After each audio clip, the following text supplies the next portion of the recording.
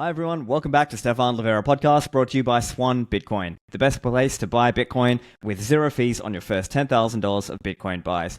Rejoining me today is my friend NVK from Coinkite. We're going to be talking about a big topic recently, which is Bitcoin ossification. So first of all, welcome back to the show, NVK. Hey man, thanks for having me. So lots of things going on. I think there's a lot of discussion. It just seems to have been an ongoing discussion. I know you have a lot of thoughts on this area. Maybe it'd be good to just start with kind of defining some of the key terms, right? So as an example, people throw around this term ossification. I know you have used this term gardening. So can you just define the terms for us? What is ossification and what's gardening mean to you? Yeah, I mean, the Bitcoin changes, let's call them that, are an eternal September sort of topic, right? They'll never go away, right? I mean, and the terms keep on shifting the definition too, right? I think the original ossification sort of uh, coining of, right? I mean, you can't really fully sort of claim by anyone, but like, in Maybe my Andreas, yeah. maybe, I don't know. Maybe my view, let's put it this way, is Yeah, that it's extreme conservatism, right? Like, right. and you could almost say to the point where essentially like there may not be new features that are sort of, of the engineer driven or sort of requesting, right? So like, you know, it's always hard to define what is a big change or what is a small change or what is a frivolous change, or because like different actors in the market have different needs and different sort of like demand for things, and they may define what ossification of a feature is. For some people, changing standardness, right? So for example, a mempool setting, right? The mempool default, may be a big deal for for many or most. It isn't, right? And we've seen this with the full RBF, right? So it is it's almost undefinable. So like I think maybe it's time we move on from that term and we just call it, like I'm an extreme conservatist on on changes to Bitcoin, right? And I think that's a better mental framework than ossification, because ossification could mean nothing changes, which is impossible, right? That gets us to gardening, and I like gardening as well, right? Within extreme conservatism, you still need to do gardening, right? We need to improve the code. We need to improve the P2P communication, right? We just added encryption and like other means to obfuscate some of the data.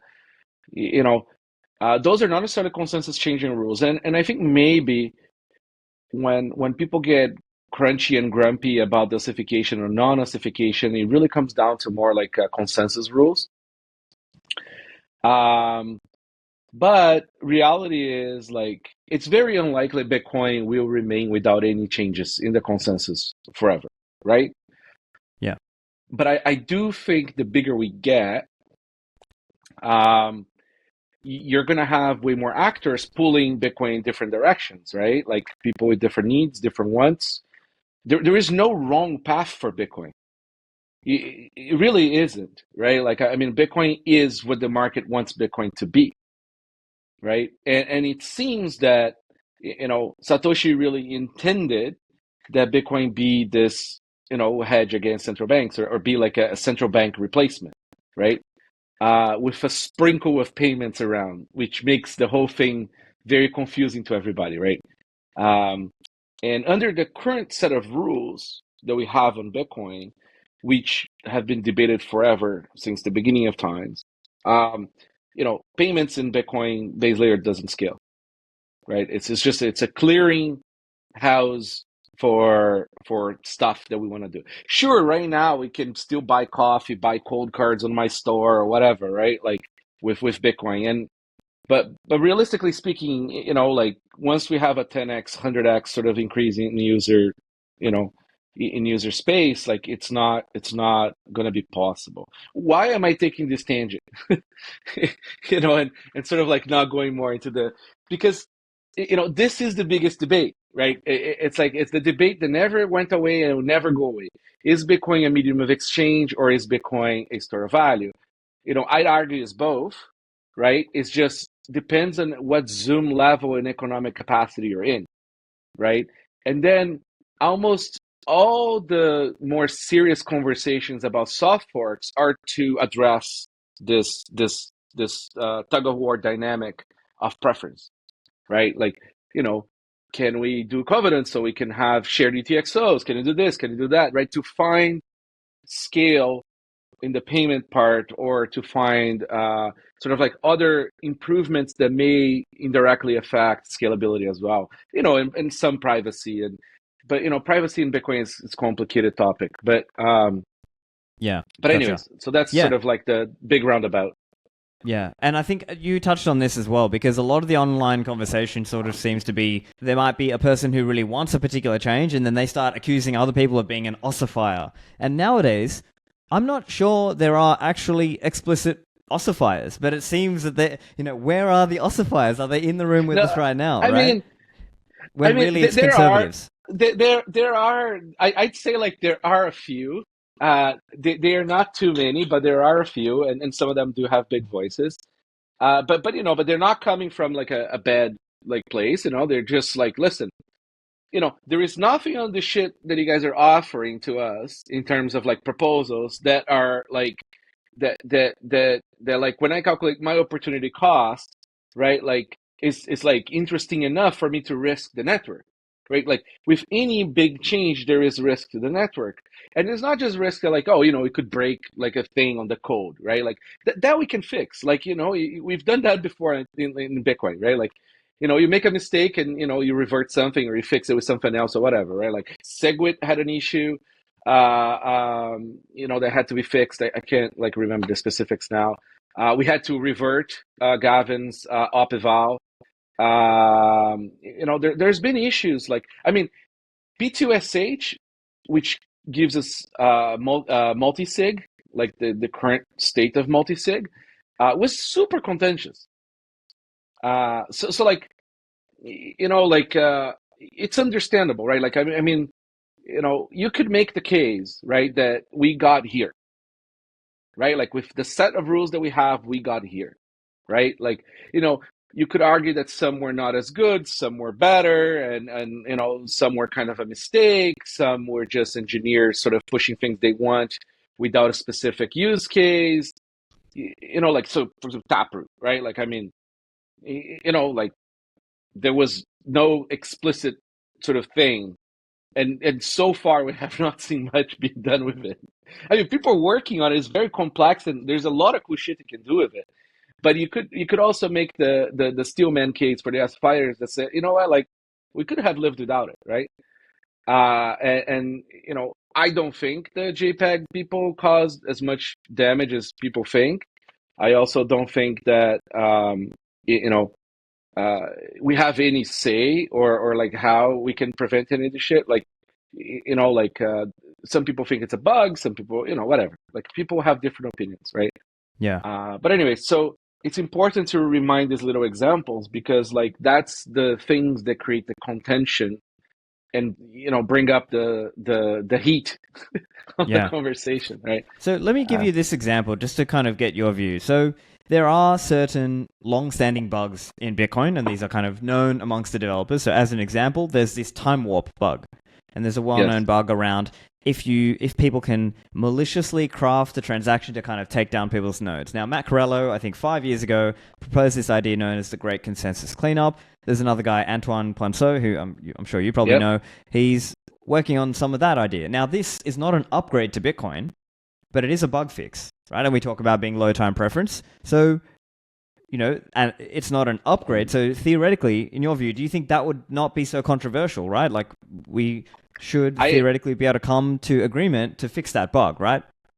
I mean, engineers have a terrible, often tendency to create really bad marketing around ideas.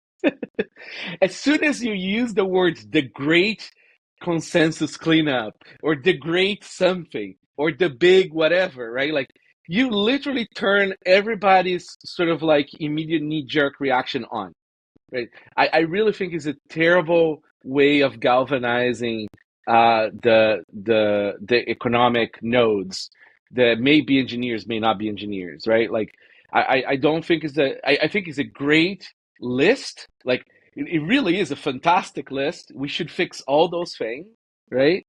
But I don't think the narrative or marketing behind it is well intended. I don't think it will cause the Right. expected outcome. But let's hypothetically, let's assume you could rebrand it. Let's assume you could rebrand it to something that was, more palatable.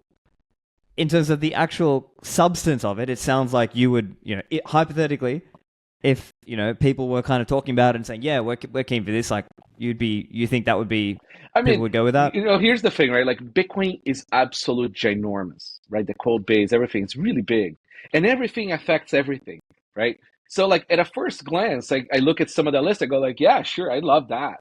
But then I am pretty certain that there will be a few things there that will like probably cause me to either cringe or say like, no, oh no, we don't want that, right? Like and this is why I don't want this ominous bills. I don't like this idea of like just packaging everything together, especially in a complex system like this. I think what we should really be looking at is like, hey, listen, here's 200 things that like, the people who work day in and day out on Bitcoin think should be fixed, right? And start making PRs. You don't need anybody's permission. Like, Right, but this as is I understand, some of these are actually consensus related, so it's not just, sure, yes, yeah, but make the PRs. Like, I the pre-talking causes almost more drama than the actual like possible merge or non-merge. I would say like and the pre-announcement. It's not good, right? Because like there is no code to be reviewed, right? So to be assessed, the most people don't understand how Bitcoin works. Nobody knows like how all Bitcoin works at all times, right? Nobody knows the 100% of the code base anymore, right?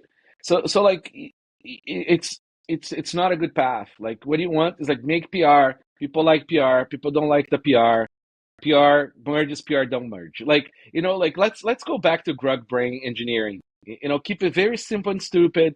Don't create like a lot of fuss around things. You know, because you attract the people who just have opinions, but they have like very little skin in the game. They have very little technical capacity of reviewing things. Like just you go under the radar of the people not paying attention. And there's nothing wrong with that. yeah. It's not a So, but then, democracy. but then the thing, yeah, and I mean, I certainly there's parts of that I agree with, but I think the concern would just be, oh, you're just trying to slip this past people, right? Like you're not trying to let them know exactly what you're doing, right? Because that Engineers could do also that be the all the concern. time. Yeah. That's how all software is made. And like the problem is, you know, non-engineers often get very offended by engineers, Right. right? But I think it's like a self-esteem issue on the non-engineer side. It's like because they can't express their preference in code, right? Like and sort of like affect change that way, right? They'll go scream at the void, right? That doesn't really help anything, right? Like so like the alternative is hire an engineer, right? Like I mean like if you want to fix things, change things, or move things in your direction, I mean, we always talked about this in Bitcoin. It's like every company should have a couple of Bitcoin core devs that like fix the bugs that are good for them. Like it's a demand based engineering, right? Like a market based engineering. Like it's the best kind of engineering, right? Like you have people fixing problems, and then you have like devs that are more like gardeners, right? Like what was his name? Oriole. Orion. Or no, the guy who used to be a maintainer for Core for so many years from Yeah, Holland. Vladimir, like Orion Yeah, WL, right? Yeah. that's right. Yeah, Vladimir.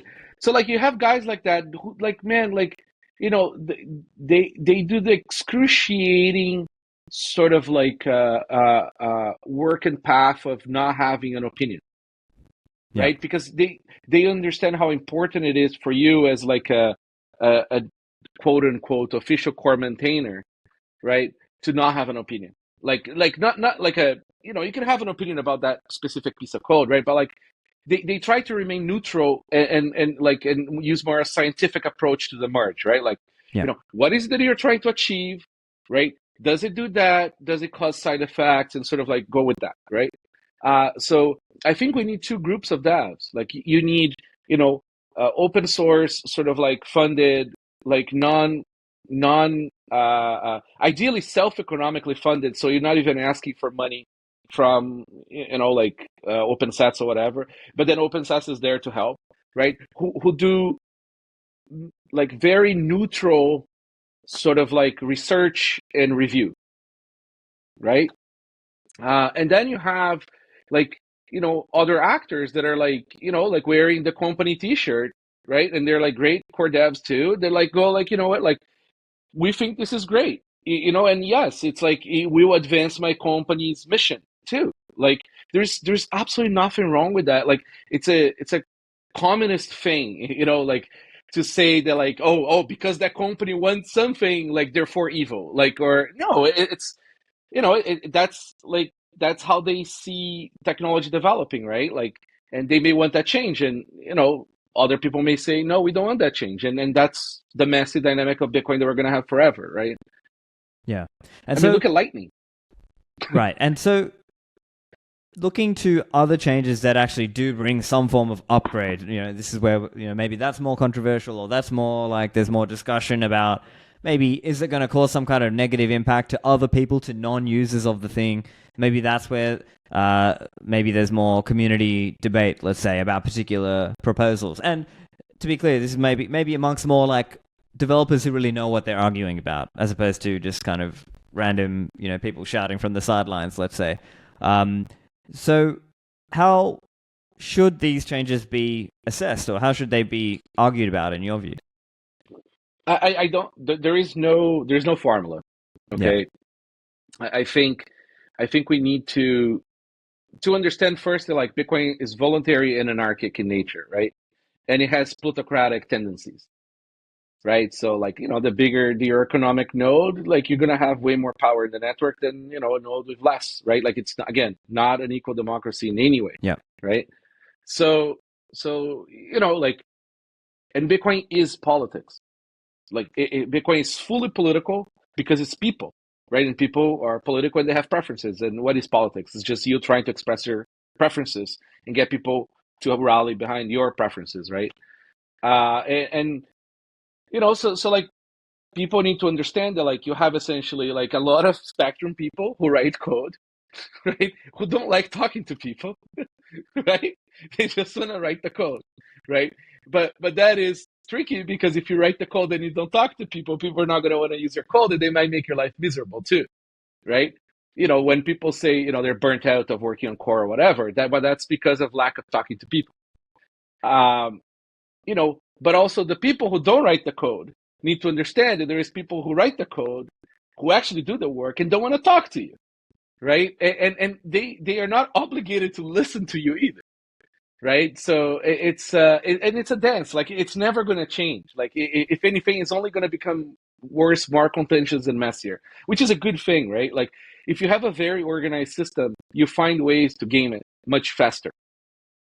Right. So people have said like gridlock is good. It's kind of like it should be hard to make changes to Bitcoin. But that said, I mean, are there changes that you're interested in? Like I know we've spoken a bit about Vault as an example. Some people are interested in like CTV. And then kind of way out, there's kind of other ideas of like, hey, let's reimagine, or let's kind of really make a big wholesale change with something like Great Script Restoration. So I'm curious if you have any sort of reactions on those, if any of them is actually interesting to you. Yeah, so like I always go back to this idea that like like there were a lot of educators that had the heart in the right place but did not understand technically a lot, even though they're perceived as people who understand a lot, technically speaking, Bitcoin. And they always said like that, oh, the poor people in the world are going to have Bitcoin, right? Like, and that's a lie. Like like I've made this math before, and it's like you have 2 quadrillion satoshis, right? Like if 1% of the population, which is 100x improvement from right now, of like that have all the wealth, right? So right now is the basis point in the world, right? So if we move to 1%, it's 100x improvement in humanity, right? And And if 1% of the people have, most of the Bitcoin, right? I got down to a value of like about like, $1.70, $2 available in sats at today's price for everybody else in the world, right? It's pointless, right? I mean, like it's not constructive framework, right? And Bitcoin as is, right? Like as with the intent of being a central bank replacement, right? Like we don't have a way, right, of scaling further. I mean, who knows? Maybe we divide satoshis further, but that's going to cause all kinds of other. It's very complicated change. I don't even know if it's possible, but we do need more division if we want everybody to hold a UTXO. Like there is no other option, right? Lightning does give us more division, which is nice. However, you still have to go back and the way you clear is through the block space, right? Lightning. So you're still bound by block space limit. So you have two bottlenecks in Bitcoin, right? You have the divisibility bottleneck, and you're gonna have the block size bottleneck, right? So throughput is greatly affected, and units in the market for you to hold are affected too. So anyway, so the point is like we have to figure out like where do we want to take this, right? Like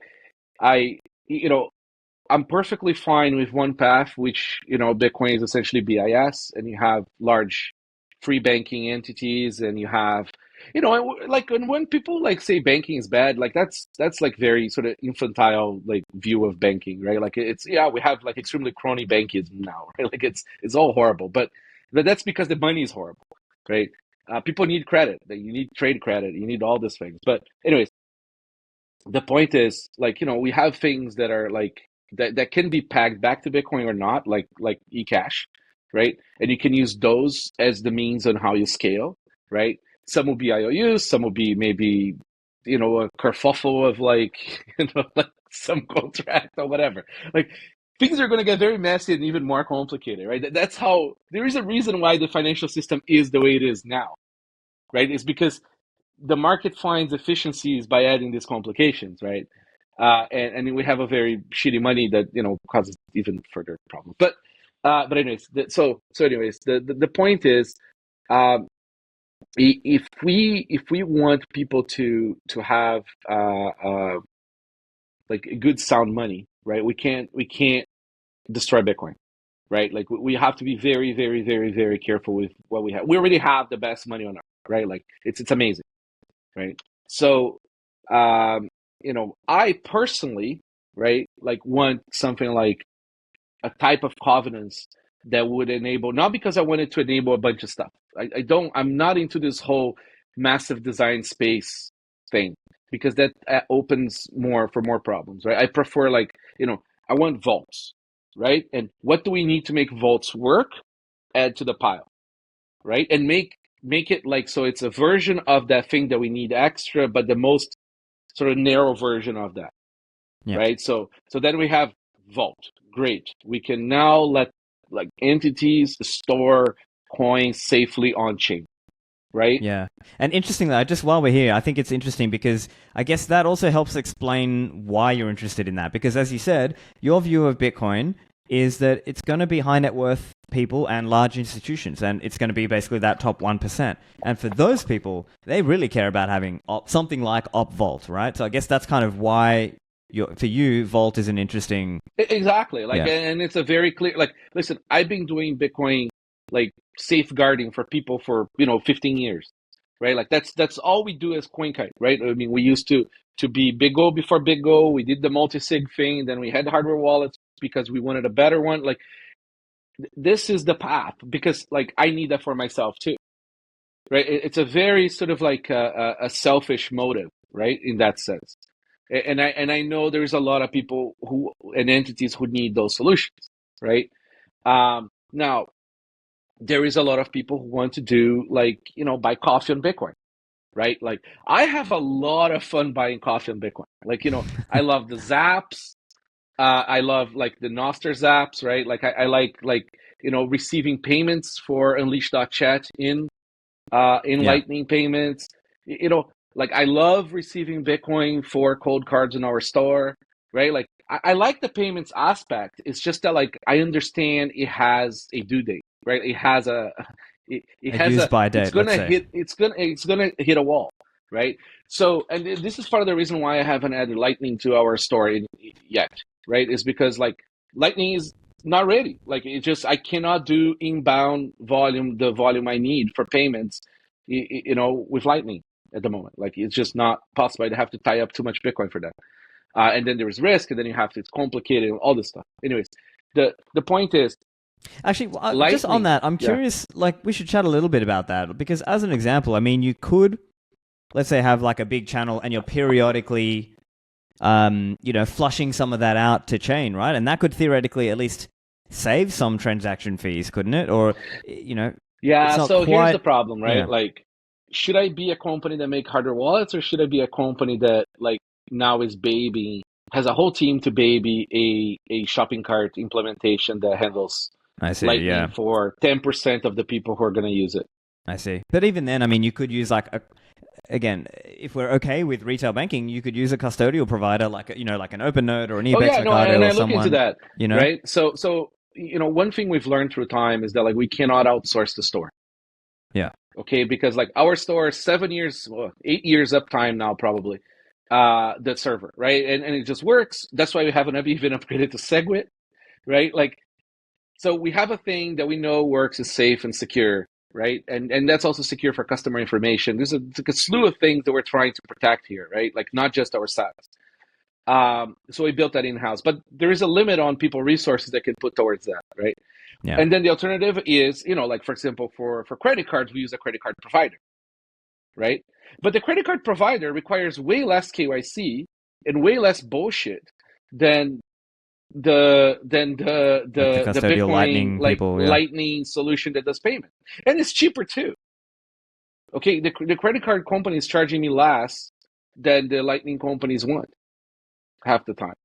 So like it's just the market offerings are just simply not there. Like like a real customer for this products, right? Like it's not just sort of like, oh, I want to sell some t-shirts. No, like, we have like a real reasonably sized business that would put some volume through them, right? The same way we do the credit card company. I just don't want to dox who we use, but like, Of course, yeah. it's like one of the big ones, right? And like, if we're good enough for them, why are we not good enough for selecting companies to offer like something competitive, right? Yeah. It's because it's understandable, right? Like Bitcoin for payments is not quite there, and the market, we're still early, so we're still in the what's the word? Um, we're still aggregating sats. We're still like earning and storing sats. Like Yeah. it's that moment still in Bitcoin. People are still buying to store value, right? And so the market is focused on that. The market is focused on custody, on very good like fast sale of sats at like a very competitive market, right? For you to buy Bitcoin from, there's a million providers. So that's where the market is at, right? So we still have years to go before we have that. So, and maybe we bypass it, right? Like it's very common. So for example, in America, they never really had chip and pin. They went from like credit card going on the magnetic all the way to just tap, right? Like it was a very brief moment that they had with the chip and pin. While everybody else had chip and pin for 10 years, they were still just a few places had it, right? So it's normal to just leapfrog technology, right? So maybe like Lightning gets leapfrogged because it's not going to be efficient enough, at least for retail. Uh, and then there is something else which I think is going to end up happening is we're going to have either an L3 or a clever L2 that's going to be good for payments, not for you to clear. Because remember, Lightning original sort of ideas were about clearing things, right? Not necessarily for people to like feed chickens. Um, so anyway, so I really think we're going to end up having something like, because the more people, the more demand we have, the more solutions will sprung up, right? Like we're going to have more demand based engineering. Like it's bound to happen that something comes up. I mean, the both Cashew and Fatty are like really moving fast, right? I mean, especially Cashew, like it's amazing the amount of stuff that there is out there already for it. It comes with trade-offs, right? I mean, there's a lot of rugging that can happen, but there's also this idea of millimints, right? Where you can have, you can de-risk yourself by having, 1 million mints, each with like, a cent in it worth of sats, and then you can just aggregate them all to make a single payment, right? And people are building on that. We're trying to move the risk to the edges, right? Because everything else in the middle is going to get captured, right? So Yeah. Okay. So as you said, so kind of bringing it back, I think, and to your point earlier, I think it does come down to maybe some early proponents of Bitcoin spoke about it in this kind of anti-retail banking way. Now, I've also gone back and forth, in terms of I've argued with some of those people saying, no, I think it's about challenging central banks. I don't necessarily have an opposition to retail banking if we're on a Bitcoin. In a Bitcoinized world, right? Now, I've argued with people like Andreas Antonopoulos about that and things like that. But anyway, that aside, I think it comes down to a difference in the viewpoint, right? Because there are some people who are like, no, unless all 8 billion can self-custody, we've failed, or something like this. Or maybe I think it's go on. People just don't like spend a minute trying to actually do the math. Just like super basic back of the napkin math. Just do like division and multiplication of the Bitcoin like variables, right? Like this is the amount of units in the system. This is the amount of money, like people in the world, and start doing some division and like find like some numbers to drive your framework, right? Because the numbers just don't add up. Back to the show in a moment. This show brought to you by Coinkite.com, the creators of the best Bitcoin hardware security devices, such as the Cold Card Mark IV and the new Cold Card Q. Now, we use Bitcoin hardware security devices to keep our keys offline, our private keys offline. Now, the way these work is you can do that setup, write down your 12 or 24 words on the seed word cards, and keep that secure. Now, you can use this device to interact with the Bitcoin network using software such as Sparrow Wallet, Electrum, or Vector Desktop, or Nunchuck as a few examples. Now, you have a range of security features that you can use with these devices, such as passphrases, you can use seed XOR, or my favorite is multi-signature. Now, if you're starting in a basic way, just start with the device and the USB-C cable, plug it directly to the computer and use it that way, and then later improve your setup. But I believe these devices are great at helping secure your coins, especially as you start to migrate up into multi-signature security. But don't be disheartened or don't be scared away. They are accessible, and I think you actually do learn about Bitcoin in the process. So to get yours, go to coinkite.com, use code Livera to get a discount on your cold card. The lead sponsor of this show is swan.com, and Swan has a mission to onboard millions of people into Bitcoin. I also work at Swan, helping on some educational content for the team. Now, the team have also put out a new version of the Swan Bitcoin application, which is available on your smartphone, whether it's Apple or Android. Now, this app has a really fast onboarding experience. It's now just a few minutes to go from zero to Bitcoin. So if you are standing there with your family or friends and you might have been having trouble trying to get them onboarded, well, try this now. Recommend Swan Bitcoin. And you can do this while you're standing next to them. They can click through, and most of them will be able to set up and do this in just a few minutes.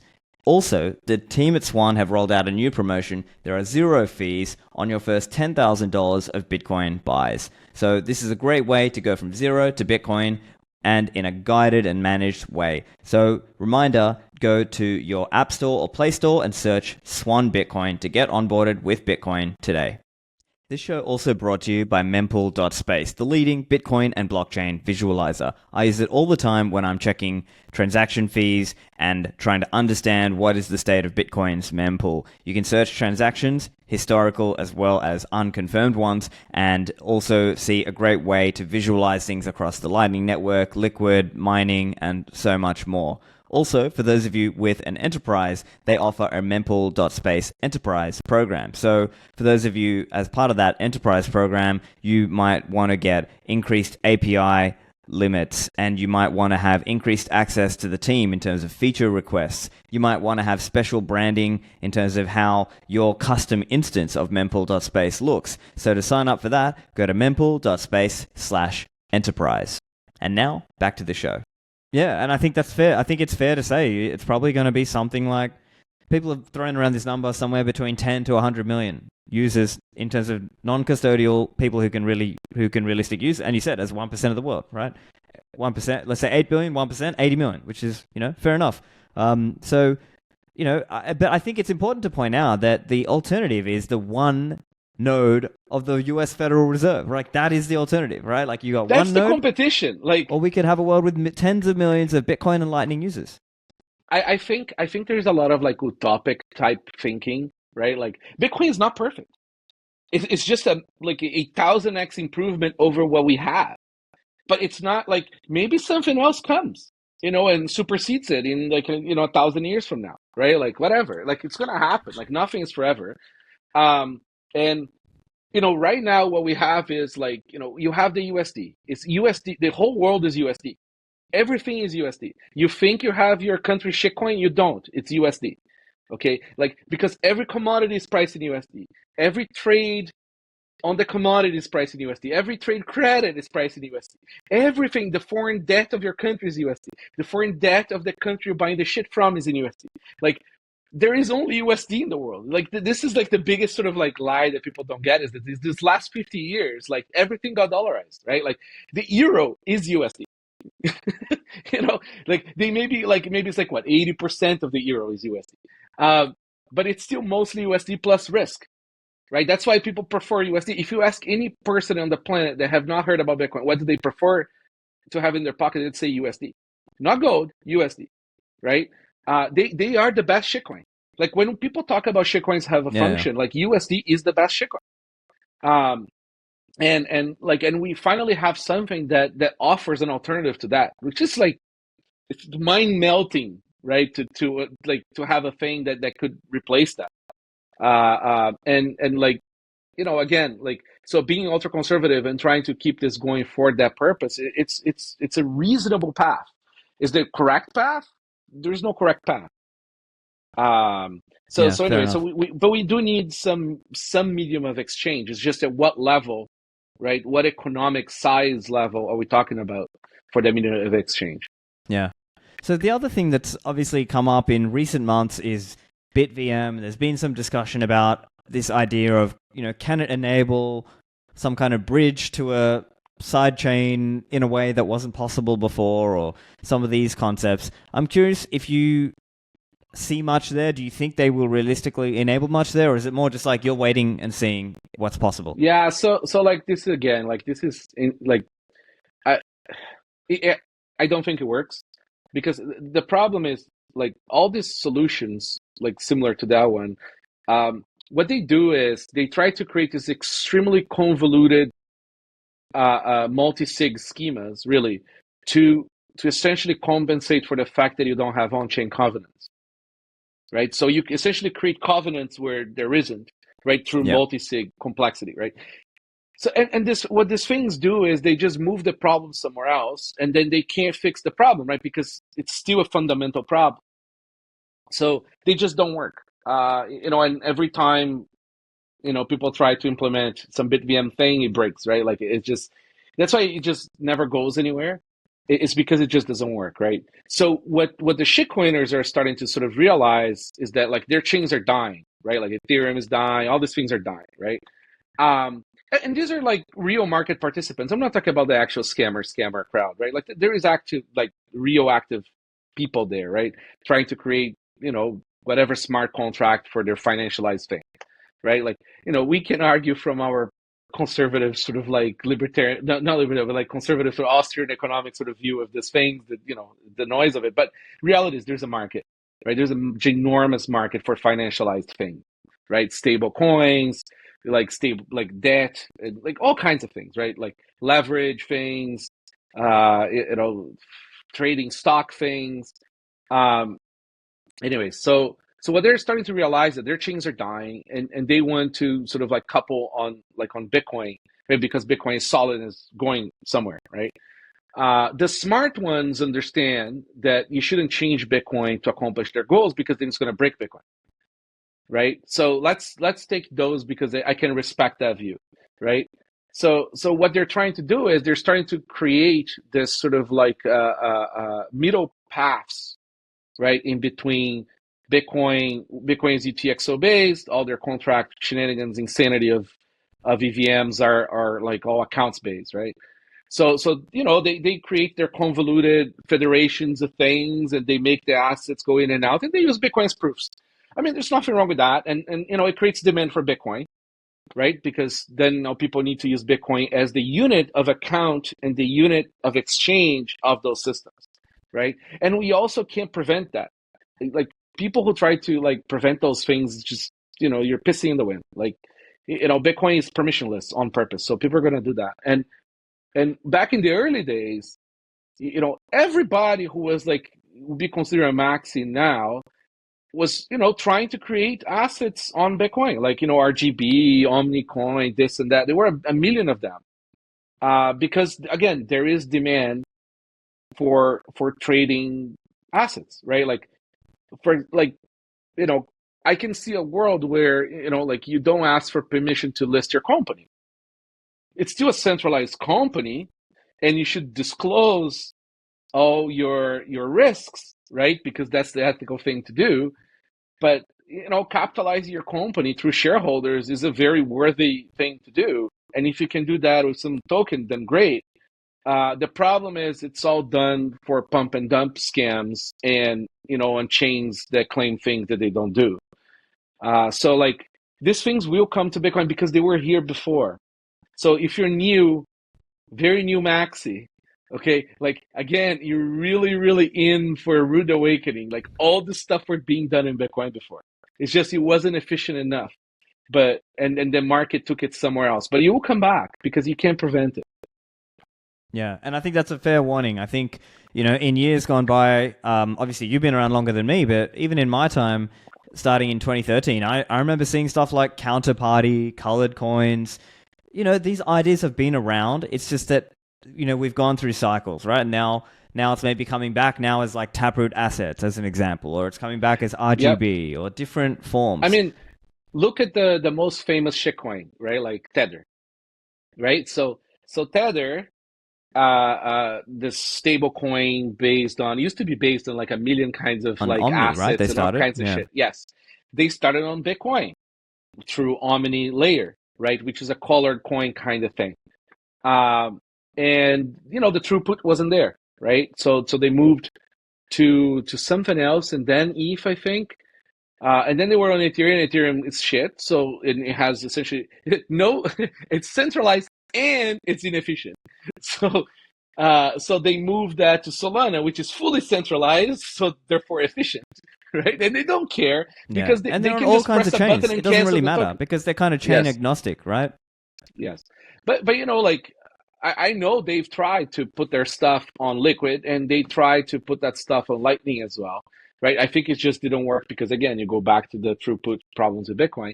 So, but I think it's a time thing. People just need time to learn those lessons and to explore the limits of things, and then also to be honest about the trade-offs of solutions, right? Like because it's easy to promise all these things, and then when people actually try to use it, they start bumping into things, and like we know Tether is fully centralized, right? They're very proud of how much transactions they cancel, right, on request. But it's a lot better for people. They have like people in third world countries have more access to Tether than they do to the standard dollar through the legacy system, right? Right. Yeah. So there's a market.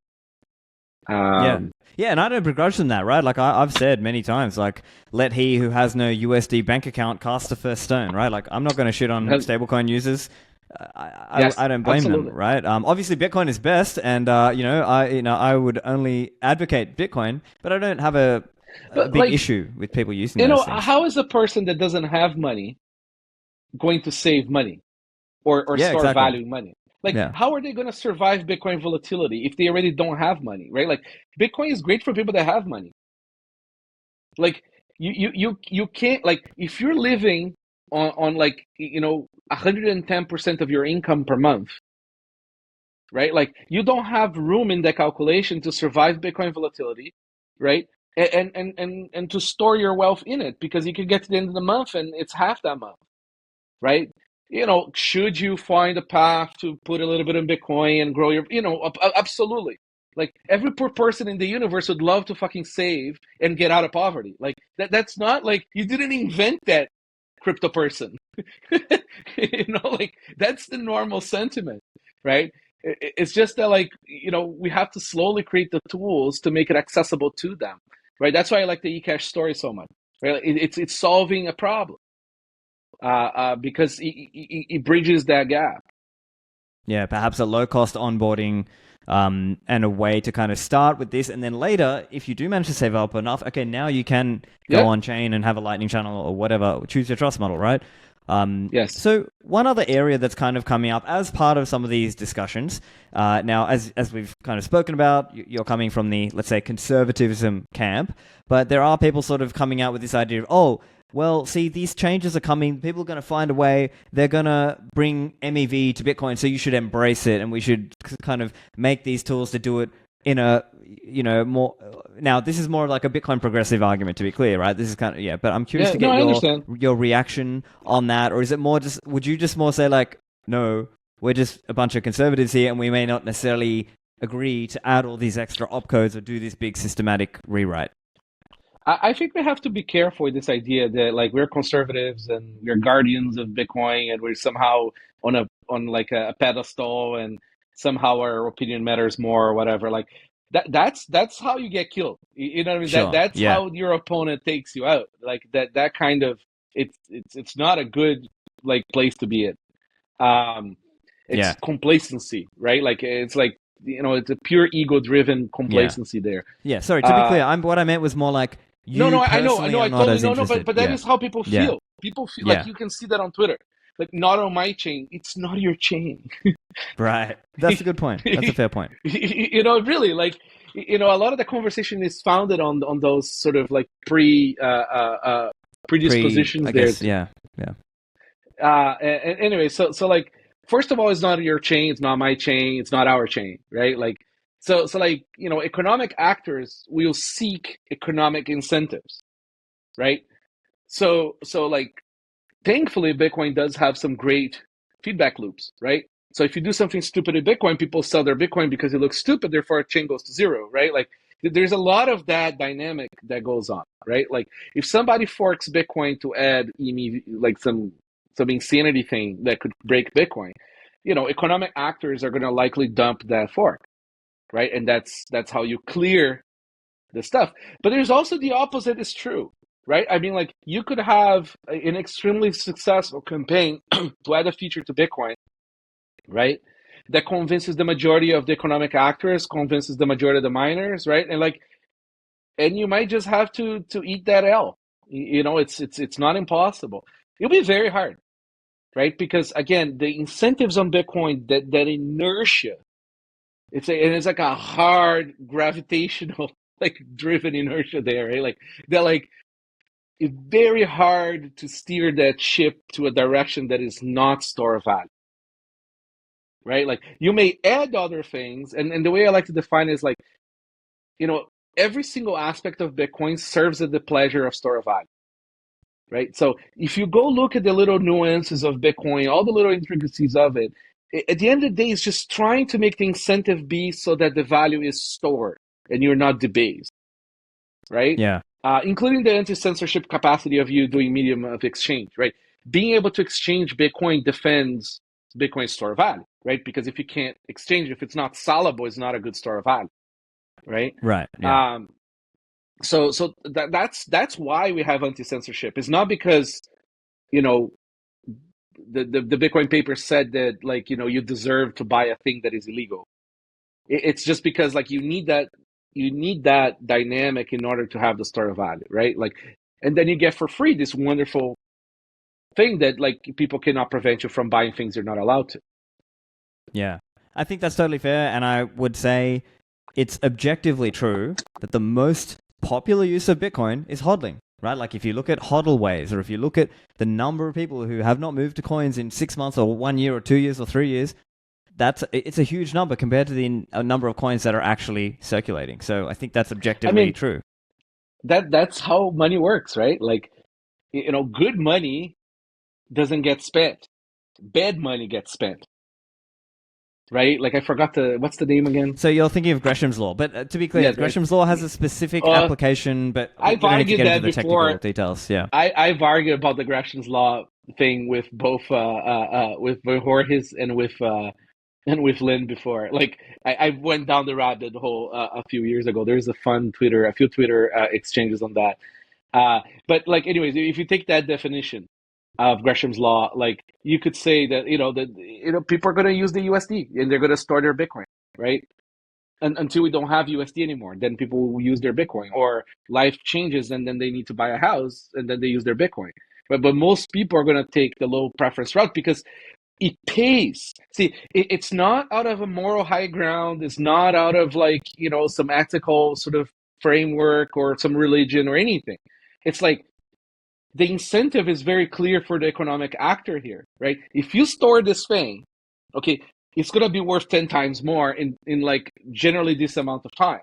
And if you store it again, you get another 10x and then another 10x. And people see the trend line and they go like, you know what, I'll take my chances and I won't spend it, right? Like it's not like you don't need to read any Austrian economics books to understand that. Yeah, I think it is just a process playing out over time. And so, yeah, we've spoken about a bunch of things, but I guess if you had to sort of, as things are right now, if you had to sort of guess the likely pathway over the next few years, what do you think? I think you've commented on Twitter saying that it might be, maybe it's going to be a few years and eventually people kind of find maybe they get consensus on some kind of covenant. Is that kind of what you're thinking, or what are you seeing as the likely way this goes? I think we attract a lot of smart people. So, humans invent shit. Like, and the likelihood we get a bunch more interesting proposals and magical things. We got Bitcoin, right? It's magical. Like, so the likelihood we get other things is very, very high, right? It's a time problem. So it's a when thing, not an if thing, right? And I think people will come out with like very interesting things in the near future that will start gathering like a lot more consensus because they'll be safer and more interesting, right? There'll be like a clear market purpose for the thing, the clear demand, right? And there'll be like a set of trade-offs that is more palatable, right? And so therefore gets activated, right? Like I don't think you're gonna get activation on anything an engineer is just saying I want this because it's great. Yeah, I guess one other argument you'll hear from some people is, oh well, look, see, it's important that Bitcoin remains censorship resistant, and if only 1% of the world can transfer it, on the base chain without custodial use, then it can get censored. I guess that's kind of the argument you might have heard. I'm curious. I presume you disagree with that argument. I mean, it's a straw man. Like, I can transact to like, stop me, right? If you can't stop me and you can't stop Livera, there's already two people now, right? And I guarantee you somebody just fed a chicken with lightning. So there's three. Yeah. Right? Like, and like, it just, like it's bullshit. Like it comes from that utopic thing. If we can't make Bitcoin like usable by 100% of the 8 billion people right now, Bitcoin's over, right? Like you are as communist, sort of like a central planning, problematic type of utopic thinking that like the other people, the legacy people, suffer from, right? Like have a little faith in spontaneous order. It's working, right? Like, and you don't need permission. Like, do your thing, right? Like, come up with something else if this is not working for you. Yeah, I think that's a great point. I think we've covered a lot of stuff, but I guess if I had to summarize our conversation, it's kind of like maybe the term ossifier might not be really the best term. It's more just about that there's a lot of people who have a conservative view of Bitcoin development. And I think that's probably the more accurate way to put it, because sometimes it's used as kind of like this online, oh, you're an ossifier, you're just like a backwards thinking person and you just don't understand, when other people are more like, No, it's more just like they're conservative about it. And I think the other really interesting point that you made, and I think it's well worth listeners thinking about, is, it's not my chain, it's not your chain, it's not our chain. There's just economic incentives and they will apply. And we have to humble ourselves to that. And we don't necessarily have as much control over this thing because it's kind of out there and it's in the wild now. Yeah, it's people that don't have arguments tend to attack people, right? So like it's like this whole ad hominem thing is so idiotic. Like, go talk about ideas. You can shit on ideas. Like, like I think Raspberry Pis are not great for Bitcoin storage. Like, I'm not attacking anyone. I don't think you're a mean person for doing it, a bad person for doing it. I just think it's reckless to use that specific platform for, a list of reasons I have for not to use that thing, right? I have opinions on what makes good software, like for security, right? Like we have these extreme conservative ways on how we do things, so your sets are safe in your cold card, right? Like, and that's my bias, right? And I'm happy to argue about these things, but I'm not like gonna call the person like an idiot just because they disagree with me. It's like just if it's they might be an idiot, right?